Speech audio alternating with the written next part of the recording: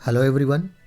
ये नवंबर महीने के करंट अफेयर्स का पार्ट 1 है। इसमें मेनली इंटरनेशनल करंट अफेयर्स को कवर किया गया है।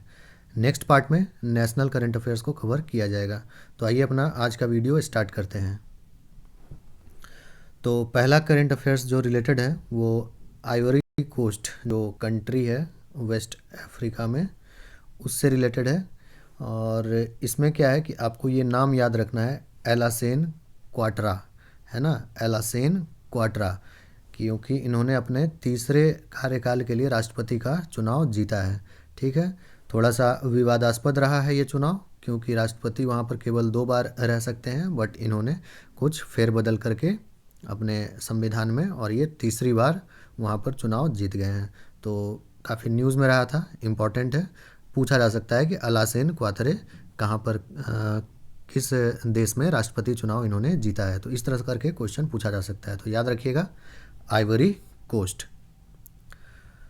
ओके, जो सेकेंड करंट अफेयर्स है वो है जॉन मागफुली को लेकर, है ना। जॉन मागफुली जो है दूसरी बार ये तंजानिया के प्रेसिडेंट बने हैं, तो इसलिए इसको भी ध्यान रखेंगे, इम्पॉर्टेंट है। सेकेंड टाइम वहाँ पर प्रेसिडेंट बने हैं जॉन मागफुली। नेक्स्ट है संघाई कोऑपरेशन ऑर्गेनाइजेशन 20th समिट। ये बहुत बहुत ज़्यादा इम्पॉर्टेंट है। ठीक है, कोई भी समिट जो है इस तरह का जिसका इंडिया हिस्सा है एटलीस्ट, वो तो बहुत ज़्यादा इम्पॉर्टेंट क्वेश्चन होता है। तो इसमें आपको क्या क्या पूछा जा सकता है, इसमें पूछा जा सकता है कि होस्ट कौन था इस बार, है ना। इंडिया का ये केवां मीटिंग था एज फुल मेंबर, आपको पता होगा इंडिया 2017 में मेंबर बना है संघाई कोऑपरेशन ऑर्गेनाइजेशन का, और 2018, 19 और 20। ठीक है, ये तीसरी बार इंडिया का मीटिंग था 20 में, नवंबर 2020 में तीसरा मीटिंग था इंडिया का as a full time member. Okay, और करेंट चेयर पूछा जा सकता है, तो तजिकिस्तान के प्रेसिडेंट इमोमाली रहमान जो हैं वो वहाँ के अभी करेंट चेयर हैं संघाई कोऑपरेशन ऑर्गेनाइजेशन समिट के। ओके, और इस समिट में एक Shanghai cooperation organisation cultural and integration centre establish करने का निर्णय लिया गया है। तो ये पूछा जा सकता है कि संघाई कोऑपरेशन ऑर्गेनाइजेशन का कल्चरल एंड इंटीग्रेशन सेंटर कहाँ पर इस्टेब्लिश किया जा रहा है। तो नाम याद रखेंगे, बिश्केक, जो कि किर्गिस्तान का कैपिटल है। तो इतना सारा इन्फॉर्मेशन ध्यान रखेंगे संघाई कोऑपरेशन ऑर्गेनाइजेशन के बारे में। और ये 20th समिट था, ये भी ध्यान रखेंगे, कभी कभी ये भी सब पूछ दिया जाता है कि केवां समिट था। ओके, इसी तरह नेक्स्ट एक और समिट याद रखेंगे, आसियान इंडिया। तो आसियान इंडिया का समिट होता है जिसमें आसियान के 10 देश जो हैं वो और प्लस इंडिया जो है वो पार्टिसिपेट करता है। ठीक है, तो इसको इंडिया तो चूँकि इसमें पार्टिसिपेट करता है तो वो चेयरमैन था ही। इसके अलावा वियतनाम, आसियान की तरफ से वियतनाम जो है वो को चेयर किया था। ठीक है ना, जो सह अध्यक्षता बोलते हैं वो भारत और वियतनाम किया था। ठीक है, और ये 17वां शिखर सम्मेलन था, ये नंबर भी याद रखेंगे, 17th। नेक्स्ट देखते हैं, तो म्यांमार इलेक्शंस नवंबर 2020 में 2 इलेक्शन काफ़ी फेमस रहा, एक म्यांमार इलेक्शन और एक यूएस इलेक्शन। म्यांमार इलेक्शन नवंबर में जितना फेमस नहीं हुआ, उससे ज़्यादा अब हुआ है 1 फरवरी के बाद, जबकि वहाँ पर मिलिट्री जो है टेक ओवर कर लिया है वहाँ के नेशनल गवर्नमेंट को। तो पूछा जा सकता है उस इलेक्शन के बारे में, तो इस पार्टी का नाम याद रखेंगे, national league for democracy party. इसी ने चुनाव जीता था उस इलेक्शन में। ठीक है, और ये पार्टी किसका है, तो ये आंग सैन सू की का है। ठीक है, जो वहाँ पर स्टेट काउंसिलर थी, है ना, स्टेट काउंसिलर वहाँ पर थी वो। और इनको जो है अभी अब इन सभी को वहाँ पर हटा दिया गया है मिलिट्री के द्वारा, है ना। और मिलिट्री ने टेक ओवर कर लिया है वहाँ पर, इमरजेंसी लगा दिया है, और जिसकी वजह से काफ़ी इंटरनेशनली आलोचना हो रहा है वहाँ का मिलिट्री का। ठीक है, तो म्यांमार इलेक्शंस जो है काफ़ी ज़्यादा हॉट टॉपिक है इसके बारे में, इसलिए म्यांमार के बारे में और भी कुछ क्वेश्चन आपको पूछा जा सकता है। जैसे म्यांमार का कैपिटल क्या है, तो म्यांमार का जो कैपिटल है वो काफ़ी लोगों को लगता है कि यंगून रंगून है, बट वो नहीं है। वहाँ का कैपिटल है नेपी दाओ। ठीक है, नेफी दाओ ऐसे इसको पढ़ते हैं। ठीक है, नेफी दाओ। ठीक है, तो ये वहाँ का कैपिटल है म्यांमार का। ओके, और जो वहाँ का मिलिट्री है जिसने टेक ओवर कर लिया है, उस मिलिट्री को वहाँ पर टैट मा डेव बोलते हैं। ठीक है, ये उतना इम्पोर्टेंट नहीं है, बस आपका इन्फॉर्मेशन के लिए बता दिए, वहाँ का मिलिट्री को टैटमा डेव कहते हैं। ठीक, और वहाँ पर जो मिलिट्री चीफ हैं उनका नाम में भी पूछा जा सकता है, क्योंकि अभी वही वहाँ का कमान वही संभाल चुके हैं। ठीक है, तो वो हैं मिन आंग ही लैंग। ठीक है, ये नाम भी याद रखेंगे मिलिट्री चीफ। हालांकि ये सब चीज़ फरवरी में हुआ है, यानी अभी हुआ है, कुछ दिनों पहले ये सब चीज़ हुआ है। तो इसलिए फरवरी का जब आप करंट अफेयर्स पढ़ेंगे कुछ दिनों बाद, तो अगेन ये सब चीज़ आपको सुनने को मिलेगा। अभी जो कि हम लोग नवंबर का करंट अफेयर्स देख रहे हैं, इसलिए सिर्फ इलेक्शंस के बारे में था। बट इसी इलेक्शन पे मिलिट्री को आपत्ति था कि इलेक्शन में फ्रॉड हुआ है, तो इसलिए मिलिट्री ने वहाँ पर नेशनल जो गवर्नमेंट था बना हुआ, उसको वहाँ पर हटा दिया और ख़ुद वहाँ पर कब्जा कर लिया है। ठीक है, और ये जो महिला है आंग सान सू की, इनका नाम याद रखिएगा, ये काफ़ी इंपॉर्टेंट है म्यांमार पॉलिटिक्स में, है ना। इनको 1991 में नोबेल पीस प्राइज़ भी दिया गया है। ठीक, तो इसीलिए इनका नाम ध्यान रखेंगे। चलिए आगे देखते हैं। नेक्स्ट है यूएस इलेक्शंस। यूएस इलेक्शंस के बारे में, तो यूएस इलेक्शंस के बारे में क्या क्या पूछा जा सकता है कि ये केवां इलेक्शन था। ठीक है, तो ये 59वां था। और जो करेंट प्रेसिडेंट हैं वो किस पार्टी के हैं, तो वो डेमोक्रेटिक पार्टी के हैं। 2-3 साल पहले बीपीएससी में ऐसे ही जब जो डोनाल्ड ट्रंप वहाँ इलेक्ट हुए थे, तो पूछ दिया गया था कि वो किस पार्टी के हैं। ठीक है, तो इसलिए ध्यान रखेंगे, पूछा जा सकता है इस तरह का क्वेश्चन भी। तो वो डेमोक्रेटिक पार्टी के हैं और वो 46वें प्रेसिडेंट हैं वहाँ के, ये भी पूछा जा सकता है। और कमला हैरिस जो है वो 49th वाइस प्रेसिडेंट हैं। ठीक है, चूँकि इंडिया से इनका कनेक्शन है, तो मे भी थोड़ा सा डीप में डिटेल पूछ सकता है कि वो केवीं राष्ट्रपति हैं वहाँ की। तो 49th हैं, 49वीं उपराष्ट्रपति हैं। ठीक है, और फर्स्ट फीमेल वाइस प्रेसिडेंट है। ठीक है, तो इतना सारा इंपॉर्टेंट चीज़ इनके साथ एसोसिएटेड है। इंडिया से भी संबंध रहा है इनका, है ना, इनकी माता का। और ये पहली वाइस प्रेसिडेंट हैं, इसलिए भी इम्पॉर्टेंट है। तो मे भी इनके बारे में पूछा जा सकता है। तो ये 49वीं उपराष्ट्रपति हैं वहाँ की और पहली महिला उपराष्ट्रपति हैं। ठीक है, चेन्नई के पास से इनकी माँ का कनेक्शन रहा है। ठीक है, अच्छा अभी देखते हैं अर्मेनिया और अजरबैजान के बीच जो पीस डील हुआ है, तो ये रीजन का नाम याद रखेंगे। ठीक है, इसी रीजन पे काफ़ी दोनों देश जो है एक दूसरे से झगड़ रहे थे काफ़ी दिन से, है ना। नगोर्नो काराबाख ये एक रीजन है जिस पे दोनों क्लेम करते हैं। तो इस रीजन पर दोनों युद्ध कर रहे थे कुछ दिनों पहले। ठीक है, तो अभी यहीं पर नवंबर में पीस डील हुआ है पिछले साल। ठीक, तो ये रीजन याद रखेंगे, किस देश से संबंधित है, आपको 4 कंट्री का पेयर दे देगा वहाँ पर, और फिर आपको वहाँ पर सही टिक मारना पड़ेगा। Okay, 8th BRICS science technology and innovation ministerial meeting, इसके बारे में देखते हैं। तो देखिए, जो भी इस तरह का जो समिट होता है ना, जैसे ब्रिक्स समिट हो गया, एससीओ समिट हो गया, तो इन सब समिट में इसके एक तो हो गया हेड ऑफ द स्टेट या हेड ऑफ द गवर्नमेंट का समिट, जिसमें कि देश के राष्ट्रपति, प्रधानमंत्री वगैरह पार्टिसिपेट करते हैं। और एक हो गया उसके निचले स्तर का काफ़ी सारा मीटिंग होता है। ठीक है ना, कल्चरल मिनिस्टर का हो गया, जैसे संघाई कोऑपरेशन ऑर्गेनाइजेशन का, ब्रिक्स का, है ना, साइंस एंड टेक्नोलॉजी मिनिस्टर का हो गया, कभी एजुकेशन मिनिस्टर का समिट हो गया, मीटिंग हो गया। तो इस तरह से कई स्तर पे मीटिंग्स होते रहता है इन ऑर्गेनाइजेशंस का। ठीक है ना, तो नवंबर में science technology and innovation ministerial meeting हुआ था ब्रिक्स का, तो ये 8वां मीटिंग था, है ना। और इसमें जिसको पता होगा कि साइंस टेक्नोलॉजी मिनिस्टर हमारे जो हैं वो श्री हर्षवर्धन जी हैं, तो इसलिए उन्होंने इसमें पार्टिसिपेट किया था। ठीक है, और रशियन चेयरमैनशिप था, मे भी उतना इम्पोर्टेंट नहीं होगा क्योंकि समिट नहीं है, ये समिट से निचले स्तर का मीटिंग है। तो ठीक है, किसने पार्टिसिपेट किया एटलीस्ट उतना याद रखेंगे, हर्षवर्धन जी ने। और रसिया जो है, जो 12वां ब्रिक्स समिट हुआ उसमें भी रसिया ही चेयर किया है उसको। ठीक है, ये सारा इन्फॉर्मेशन इसके बारे में ध्यान रखेंगे। Okay, regional comprehensive economic partnership के बारे में देखते हैं। बहुत इंपॉर्टेंट है, ये भी काफ़ी न्यूज़ में रहा था क्योंकि नवंबर 15, 2020 को, ठीक है, ये डेट तो बिल्कुल नहीं भूलना चाहिए जेपीएससी कैंडिडेट्स को, क्योंकि 15 नवंबर जो है झारखंड का फाउंडेशन डे भी उस दिन मनाया जाता है ना। तो ठीक है, रीजनल कॉम्प्रिहेंसिव इकोनॉमिक पार्टनरशिप के बारे में ध्यान रखेंगे कि 15 नवंबर को ये साइन हुआ। काफ़ी इंपॉर्टेंट है ये, न सिर्फ रीजन के लिए बल्कि पूरी दुनिया के लिए। इसमें इंडिया भी पार्ट हो सकता था, पर इंडिया ने अपने आप को इससे अलग कर लिया है। ठीक है, कुछ कंसर्न्स थे, वो सब मेंस का मुद्दा है।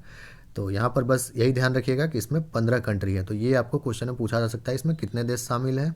ठीक है, कब साइन हुआ ये पूछा जा सकता है, और कहाँ पर साइन हुआ, ठीक है। तो 37th आसियान वर्चुअल समिट, जिसको कि वियतनाम ने होस्ट किया था, वहीं पर इसको साइन किया गया है, ठीक है। ये 15 कंट्री बिल्कुल याद रखेंगे। पूछा जा सकता है कि निम्नलिखित में से कौन मेंबर नहीं है RCEP का, ठीक है। तो इसीलिए ये 15 कंट्रीज याद रखेंगे। 10 तो आसियान वाले हो गए, वो तो आपको याद रखना ही है एनीवे, वो तो जीके में भी पूछा जा सकता है। और प्लस 5 कौन और कंट्री हैं, तो 10 आसियान और प्लस, तो देखिए साउथ कोरिया और जापान, ठीक है, दोनों अगल बगल वाले कंट्री हैं। उसके अलावा न्यूजीलैंड और ऑस्ट्रेलिया, अगेन दोनों अगल बगल वाले कंट्री हैं। और उसके अलावा चाइना, ठीक है। इंडिया होता तो ये भी दोनों अगल बगल वाला कंट्री हो जाता, बट इंडिया चूँकि अब बाहर हो चुका है तो सिर्फ चाइना। तो ये 5 वो देश हैं जो कि इसका हिस्सा हैं, और प्लस 10 आसियान के मेंबर, टोटल 15 लोग हैं, 15 कंट्रीज़ हैं इस पार्टनरशिप में, ठीक। ओके, अब देखते हैं 15th Asia summit, east Asia summit, ठीक है ना। तो ये 15वां ईस्ट एशिया समिट था, चेयर था वियतनाम।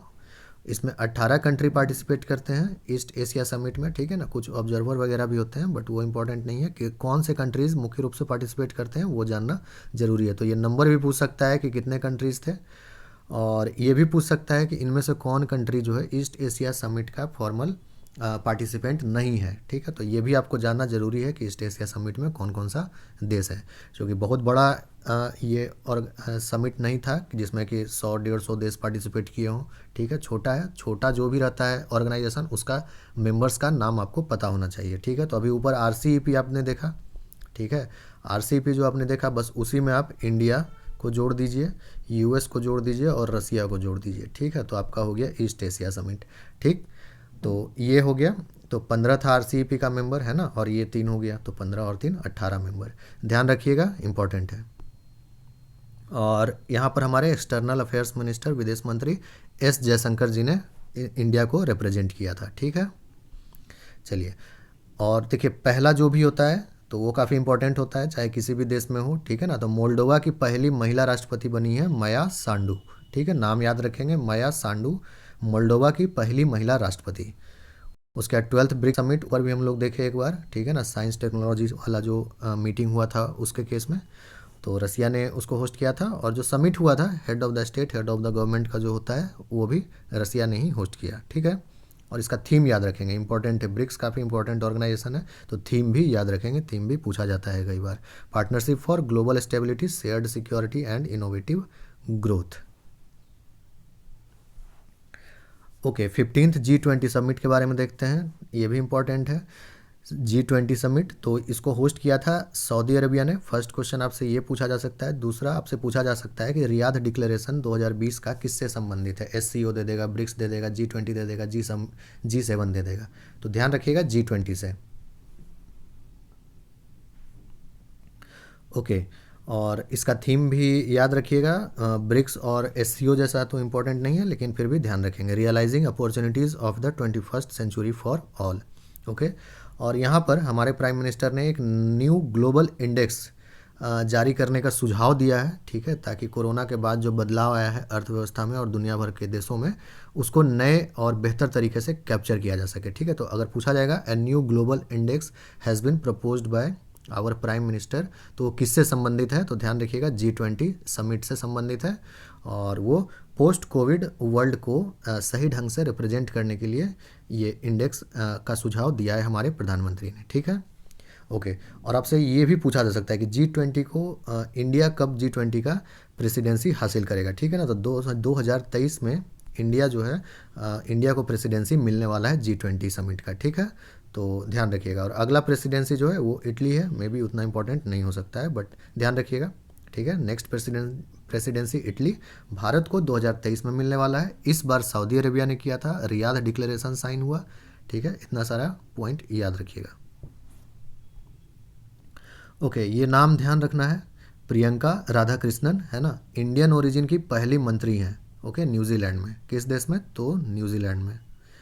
इसमें ज़्यादा कुछ एक्सप्लेन करने लायक है नहीं, ठीक है। तो ये नेक्स्ट नाम है जो आपको याद रखना है इंटरनेशनल अफेयर्स में, मासातोशी कोशिबा, ठीक है। बहुत इंपॉर्टेंट एक एस्ट्रोफिजिसिस्ट थे जापान के, है ना, नोबेल प्राइज़ भी इन्होंने जीता था 2002 में, तो इसलिए काफ़ी इंपॉर्टेंट है। पूछा जा सकता है कि मासातोशी कोशिबा जो है वो किस देश के थे, ठीक है, जिनका हाल ही में निधन हो गया, या फिर ये पूछा जा सकता है कि वो किस क्षेत्र से संबंधित थे जिसके लिए कि उनको नोबेल प्राइज़ दिया गया था, ठीक है।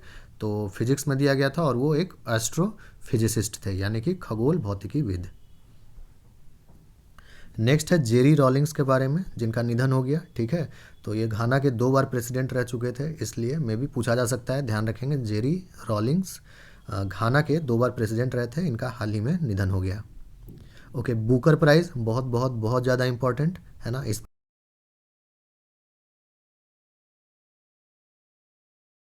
इंटरप्शन। ओके, सो ये डगलस स्टुअर्ट को मिला है इस बार बुकर प्राइज़ 2020, ठीक है। और इनका बुक जो है जिसके लिए इनको मिला है, उस बुक का नाम है सुगी बैन या शगी बैन, वाट एवर जो भी प्रोनाउंसिएशन है, ध्यान रखेंगे, स्पेलिंग याद रखेंगे, ठीक है। सुगी बैन या फिर शगी बैन, वाट एवर। नेक्स्ट है यूएन पॉपुलेशन अवार्ड 2020, संयुक्त राष्ट्र जनसंख्या पुरस्कार 2020। तो 2 याद रखेंगे इसमें, ठीक है। पहला जो सबसे ज़्यादा इंपॉर्टेंट है वो आप ये वाला याद रखेंगे, हेल्प एज इंडिया, ठीक है ना। ये एक ऑर्गेनाइजेशन कैटेगरी में इसको मिला है, इस ऑर्गेनाइजेशन को, ठीक है। और ये बुजुर्गों का मुद्दा पे काम करते हैं, ठीक है। हेल्प एज इंडिया ऑर्गेनाइजेशन को ये दिया गया है। भारत की तरफ से पहली बार किसी ऑर्गेनाइजेशन को ये अवार्ड मिला है। इंडिविजुअल को एक बार मिल चुका है 1992 में, JRD टाटा को, ठीक है ना। इसके अलावा ये अवार्ड 2020 में भूटान की क्वीन मदर को भी दिया गया है, जिनका नाम है ग्यालियम संगे चोडेन वांगचुक, ठीक है। ये नाम भी ध्यान रखेंगे, भूटान की क्वीन मदर, ओके। इनको वीमेन इशू, ठीक है ना, महिला मुद्दों पर इनको काम करने के लिए ये अवार्ड दिया गया है, ठीक है। तो इंडिविजुअल कैटेगरी में भूटान क्वीन मदर को दिया गया, और ऑर्गेनाइजेशन कैटेगरी में हेल्प एज इंडिया को दिया गया है, ठीक है। नेक्स्ट देखते हैं Vatayan lifetime achievement award, okay. तो इसको यूके में दिया जाता है वातयन ऑर्गेनाइजेशन के द्वारा फॉर कंट्रीब्यूशन टू लिटरेचर में कंट्रीब्यूशन के लिए दिया जाता है। तो ये अवार्ड जो है रमेश पोखरियाल जी को दिया गया है, जो कि हमारे एजुकेशन मिनिस्टर हैं, ठीक है। तो ये नाम याद रखिएगा, हमारे एजुकेशन मिनिस्टर भी हैं और उनको ये अवार्ड दिया गया है, पूछा जा सकता है, इंपॉर्टेंट है। नेक्स्ट है 48th इंटरनेशनल एमी अवार्ड्स। इसमें नंबर वगैरह इतना याद रखने की ज़रूरत नहीं है, बहुत ज़्यादा इंपॉर्टेंट नहीं है। एमी अवार्ड्स अमेरिका में दिया जाता है ना, टेलीविज़न के क्षेत्र में दिया जाता है। तो इस बार इसलिए न्यूज़ बन रहा है क्योंकि एक ड्रामा सीरीज़ था दिल्ली क्राइम, जो कि नेटफ्लिक्स पर प्रसारित हुआ था, है ना, और उसके डायरेक्टेड बाय रिची मेहता।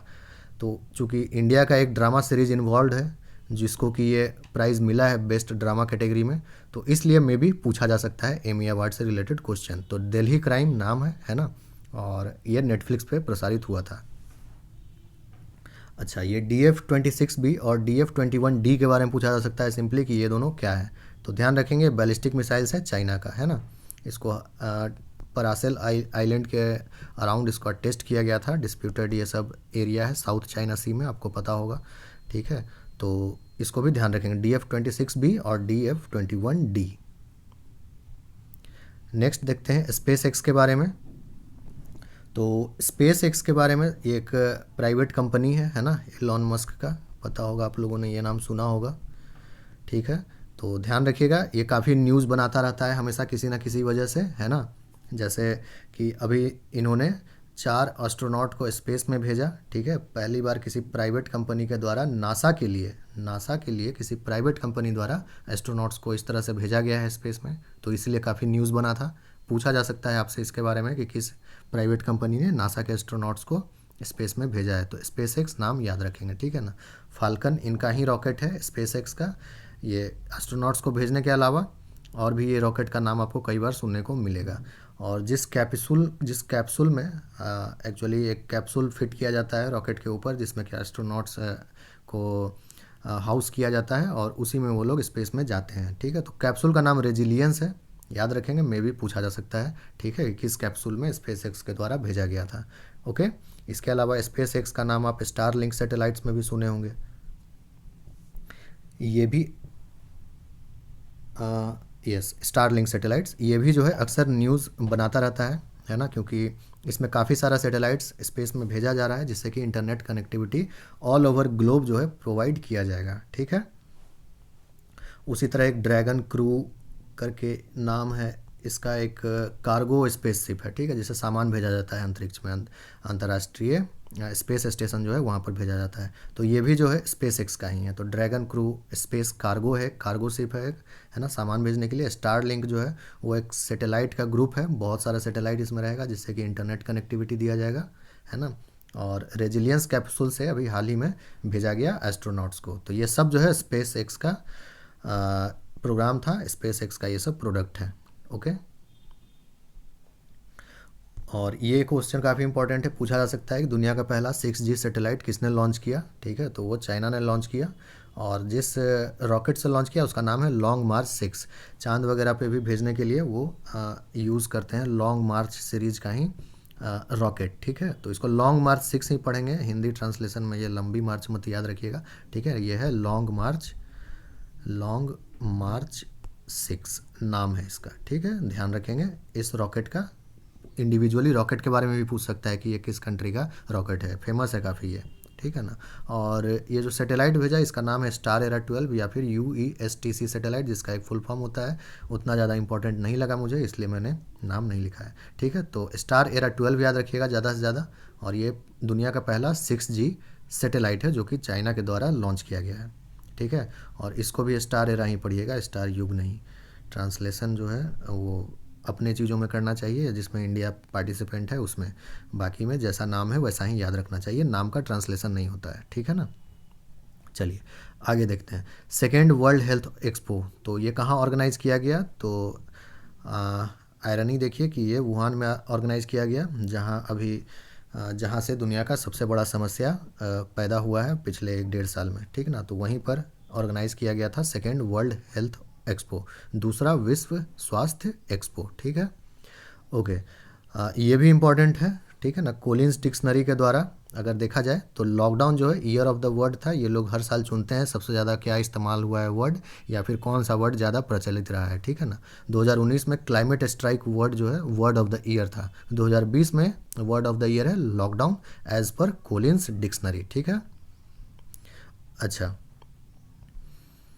और नेक्स्ट देखते हैं कॉस्टलीस्ट सिटीज़ 2020। ओके, ये एक रिपोर्ट है, कॉस्ट ऑफ लिविंग रिपोर्ट 2020, जो कि द इकोनॉमिस्ट का इंटेलिजेंस यूनिट के द्वारा निकाला जाता है, ठीक है। द इकोनॉमिस्ट इंटेलिजेंस यूनिट उसको बोलते हैं, EIU के द्वारा कॉस्ट ऑफ लिविंग रिपोर्ट। इसके अनुसार पेरिस, ज्यूरिक और हांगकांग जो है दुनिया में कॉस्टलीस्ट शहर हैं रहने के लिहाज से। ओके, तो ये तीनों नाम याद रखेंगे, तीनों जो है टॉप पोजीशन ऑक्यूपाई किए थे। ओके, नेक्स्ट देखते हैं new ICC independent chairman. ICC के नए जो है स्वतंत्र अध्यक्ष कौन नियुक्त किए गए हैं, तो ग्रे बार्कले। क्रिकेट से संबंधित अक्सर क्वेश्चन पूछा जाता है स्पोर्ट्स में, तो ध्यान रखेंगे ग्रे बार्कले जो है न्यूजीलैंड के हैं, उन्हीं को नया स्वतंत्र अध्यक्ष बनाया गया है, इंडिपेंडेंट चेयरमैन। पहले इमरान ख्वाजा थे। नेक्स्ट देखते हैं कॉमनवेल्थ गेम्स के बारे में। तो कॉमनवेल्थ गेम्स सबसे पहला जो क्वेश्चन पूछा जा सकता है कि कहाँ पर होने वाला है अगला, तो बर्मिंघम इंग्लैंड में होने वाला है। कब होने वाला है ये नेक्स्ट क्वेश्चन हो सकता है आपका, तो 2022 में होने वाला है। ये केमा कॉमनवेल्थ गेम है, तो ये 22वां है, ठीक है, इसको भी याद रखेंगे।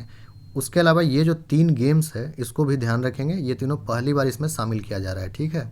विमेंस T20, बीच वॉलीबॉल और पैरा टेबल टेनिस, ये तीनों गेम को कॉमनवेल्थ में इस बार शामिल किया जा रहा है, इसलिए इसको याद रखेंगे। और एक और इम्पॉर्टेंट चीज़ है कि इस बार कॉमनवेल्थ गेम्स हो तो रहा है बर्मिंघम में, पर ये जो 2 इवेंट है शूटिंग और आर्चरी, ये दोनों जो है वो चंडीगढ़ में होगा, इंडिया में, ठीक है ना। तो इसको भी ध्यान रखेंगे, चंडीगढ़ इंडिया में कुछ पार्ट इसका ऑर्गेनाइज करवाया जाएगा, ठीक है ना, ध्यान रखिएगा।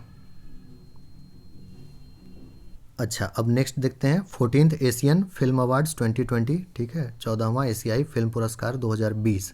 तो सर्वश्रेष्ठ फिल्म आपसे पूछा जा सकता है पैरासाइट, याद रखेंगे, ठीक है ना। इंडिया की तरफ से किसको नॉमिनेट किया गया था इन अवार्ड्स के लिए, तो उस मूवी का नाम है थप्पड़, ठीक है, उसको भी ध्यान में रखा जा सकता है, मे भी पूछ दे। और बेस्ट एक्टर और बेस्ट एक्ट्रेस का नाम याद रखेंगे, ली ब्यूंग हन, ठीक है ना, ये साउथ कोरियन एक्ट्रेस हैं, एक्टर हैं, इनका नाम याद रखेंगे। और बेस्ट एक्ट्रेस जू डेंग्यो, ये चाइनीज़ हैं, ठीक है। तो चाइना की एक्ट्रेस को मिला है बेस्ट एक्ट्रेस का अवार्ड, और साउथ कोरियन एक्टर को मिला है बेस्ट एक्टर का अवार्ड, ठीक है। और बेस्ट फिल्म पैरासाइट, इंडिया की तरफ से थप्पड़ फिल्म को नॉमिनेट किया गया था 14th एशियन फिल्म अवार्ड्स 2020 में। ओके, ये लुइस हैमिल्टन, अब तक अगर आप मेरा वीडियो फॉलो कर रहे हैं तो ये नाम आप काफ़ी बार सुन चुके होंगे, कई बार इन्होंने इवेंट्स को जीता है, फार्मूला वन के ये ड्राइवर हैं, ठीक है। तो इन्होंने माइकल शूमाकर का एक रिकॉर्ड का बराबरी किया है, ओके। वर्ल्ड चैम्पियनशिप टाइटल कितनी बार 7 बार इन्होंने जीत लिया है अब तक। तो ये भी पूछा जा सकता है ये कितनी बार वर्ल्ड चैम्पियनशिप का टाइटल जीत चुके हैं, या फिर किस प्लेयर का बराबरी किए हैं 7 बार वर्ल्ड चैम्पियनशिप टाइटल जीतने के बाद, ठीक है ना। तो ध्यान रखिएगा ये लेविस हैमिल्टन नाम है इनका, और माइकल शूमाकर का रिकॉर्ड को इन्होंने बराबरी किया है, ठीक है। नेक्स्ट है इंटर पार्लियामेंट्री यूनियन के बारे में, ठीक है ना। अंतर संसदीय संघ, इनका नया अध्यक्ष नियुक्त हुए हैं कौन, दुअर्ते पचेको, जो कि पुर्तगाल के मेंबर ऑफ पार्लियामेंट हैं, ठीक है। दुअर्ते पचेको या डुटेरा पचेको, या और इसका जो हेडक्वार्टर्स है ये भी ध्यान रखेंगे, इंटर पार्लियामेंट्री यूनियन का, ओके। ये जिनेवा में है, इंपॉर्टेंट है, पूछा जा सकता है, ठीक है ना। पॉलिटी में भी आपने इसके बारे में पढ़ा होगा 20 के बारे में। तो इस बार ये पुरस्कार दिया गया है डेमोक्रेटिक अपोजिशन इन बेलारूस, ठीक है ना। ये जो एक संगठन है इसको ये पुरस्कार दिया गया है। बेलारूस जो है ये देश काफ़ी ज़्यादा न्यूज़ में रहा है पिछला साल, है ना, क्योंकि यहाँ पर जो है जो यहाँ पर प्रेसिडेंट हैं एलेक्जेंडर, नाम है इनका लुकाशेंको, है ना। ये नाम भी पूछा जा सकता है क्योंकि ये अगस्त में न्यूज़ में थे 2020 में, अगस्त वाले करंट अफेयर्स में मैंने कवर भी किया था, ओके। ये 1994 में जब पहली बार बेलारूस में चुनाव हुआ था तब से लेकर अब तक यही प्रेसिडेंट है, ठीक है। तो यहाँ पर काफ़ी ज़्यादा आंतरिक विरोध है, ठीक है। सबको लगता है कि यहाँ पर जो है काफ़ी सारा ये डिक्टेटरशिप जैसा माहौल बनाए हुए हैं और हमेशा यही प्रेसिडेंट बन रहे हैं वहाँ पर, है ना। तो इस बार जब चुनाव हुआ अगस्त 2020 में तो अगेन ये जीते, और इस बार क्या हुआ कि वहाँ पर काफ़ी सारा क्रैकडाउन हुआ वहाँ अपोजिशन लीडर्स पे, जिनमें प्रमुख थी एक स्वेतलाना सिकानुस्काया करके। अगस्त के करंट अफेयर्स में मैंने उनका भी नाम कवर किया है, स्वेतलाना सिकानुस्काया, ठीक है ना। वो वहाँ पर मेन अपोजिशन लीडर थी जिनको देश वगैरह छोड़ना पड़ा, ठीक है ना, यहाँ पर जो इन्होंने क्रैकडाउन किया उसके डर से। तो इसीलिए काफ़ी ज़्यादा बेलारूस में इशूज़ हुआ था, प्रॉब्लम हुआ था वहाँ पर इलेक्शंस को लेकर, और इसलिए इसको ध्यान रखेंगे। बेलारूस के बारे में पूछा जा सकता है क्वेश्चन। बेलारूस का कैपिटल है मिन्स्क, ठीक है, ध्यान रखेंगे इसको भी। लैंड लॉक्ड कंट्री है ये, है ना, यानी चारों तरफ से ज़मीन से घिरा हुआ है, कहीं पर भी कोई समुद्र में जाने का इसका एंट्री पॉइंट नहीं है, ठीक है। तो ये सारा जानकारी बेलारूस के बारे में था, छोटा सा ध्यान रखिएगा, ठीक है ना। तो साखारोव पुरस्कार उन्हीं अपोजिशन लीडर्स को मिला है जो कि इस एक ग्रुप बनाए थे डेमोक्रेटिक अपोजिशन इन बेलारूस, ताकि वहाँ पर डेमोक्रेसी का स्थापना किया जा सके, ठीक है ना। और ये प्राइज़ जो है यूरोपियन पार्लियामेंट के द्वारा दिया जाता है, यानी यूरोपियन संसद के द्वारा दिया जाता है। ऊपर जो म्यांमार में हम लोग पढ़े थे आंग सैन सू की के बारे में, है ना, ये नाम ऊपर हम लोग जस्ट देखे अभी, इनको भी ये पुरस्कार मिला था 1990 में, ठीक है ना।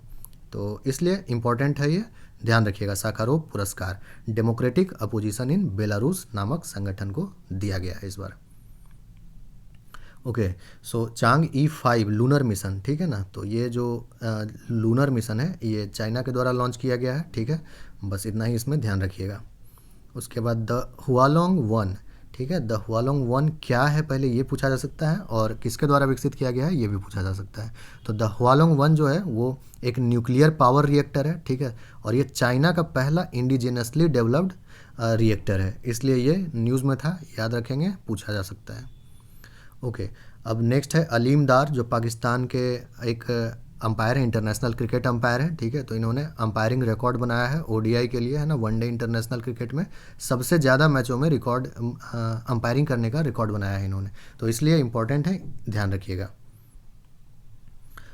और ये एक स्टैंड अलोन फैक्ट था कि दुनिया का एक आखिरी वाइट जिराफ बचा है, ठीक है ना, वो केन्या में है। मे भी पूछा जा सकता है आपसे कि किस देश में दुनिया का आखिरी ज्ञात सफ़ेद जिराफ है, ठीक है ना। और ये भी एक स्टैंड अलोन फैक्ट है, ध्यान रखेंगे कि पेट्रोल और डीजल व्हीकल पर 2030 से बैन लगाने का कौन सा देश जो है वो निर्णय लिया है, तो वो है यूनाइटेड किंगडम, ठीक है ना, इसको भी ध्यान रखेंगे।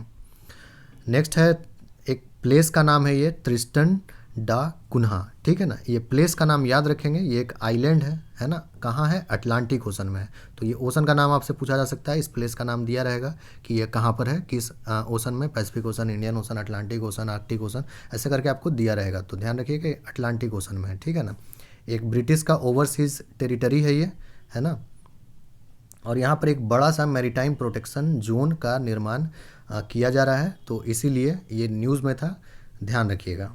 मैरीटाइम प्रोटेक्शन जोन एक तरह का मतलब जैसे लैंड पे होता है प्रोटेक्शन जोन होता है, नेशनल पार्क होता है, वाइल्ड लाइफ सेंचुरी होता है, उसी तरह मैरीन में, समंदर में जो है मैरीन प्रोटेक्शन जोन बनाया जाता है, ताकि वहाँ पर किसी प्रकार का इंडस्ट्रियल एक्टिविटी, ड्रिलिंग, डिगिंग वगैरह ना हो सके, है ना। और ड्रेजिंग वगैरह जो होता है वो सब वहाँ पर अलाउ नहीं होता है किसी भी प्रकार का, और वहाँ पे फिशिंग वगैरह प्रोहिबिटेड होता है, तो उसी को मैरीटाइम प्रोटेक्शन जोन बोलते हैं। तो वही एक इस आइलैंड के अराउंड बनाया जा रहा है। अच्छा, नाटो का नया स्पेस सेंटर एक एस्टैब्लिश किया जा रहा है जर्मनी में, ठीक है, स्टैंड अलोन फैक्ट है, ये भी याद रखिएगा।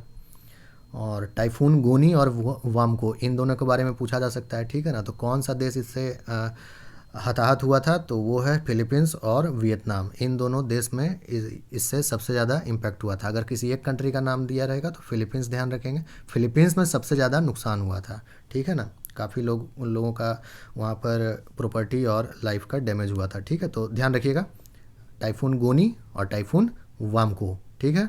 तो ये फिलीपींस में आया था मोस्टली, पर वियतनाम भी थोड़ा बहुत इम्पेक्ट हुआ था, ठीक है ना। और ये गोनी जो है इसको रोली, टाइफून रोली भी कहते हैं फिलीपींस में, ठीक है, तो मे बी कि ये रोली नाम भी दिया जा सकता है, तो इसको भी ध्यान रखेंगे। ओके, प्लास्टिक वेस्ट के बारे में अगला, कि प्लास्टिक वेस्ट में USA has ranked first in the production of plastic waste, ठीक है। तो ये प्लास्टिक वेस्ट की बात कर रहा है, ठीक है ना। प्लास्टिक जनरेटर और प्लास्टिक वेस्ट जनरेटर दोनों में डिफरेंस है। प्लास्टिक जनरेटर मतलब जो प्लास्टिक का उत्पादन करता है सबसे ज़्यादा, वो चाइना है, ठीक है, एट प्रेजेंट। ओके, लेकिन यहाँ पर बात हो रहा है प्लास्टिक का कचरा का, तो प्लास्टिक कचरा सबसे ज़्यादा जो है यूएसए, उसमें रैंक 1 हुआ है एक रिसेंट रिपोर्ट के अनुसार, ठीक है। ओके, तो टेबल टेनिस से रिलेटेड है अगला news. ITTF women's world cup हुआ, ठीक है, तो ये कहाँ हुआ ये पूछा जा सकता है, तो वही प्रोविंस में हुआ, चाइना में।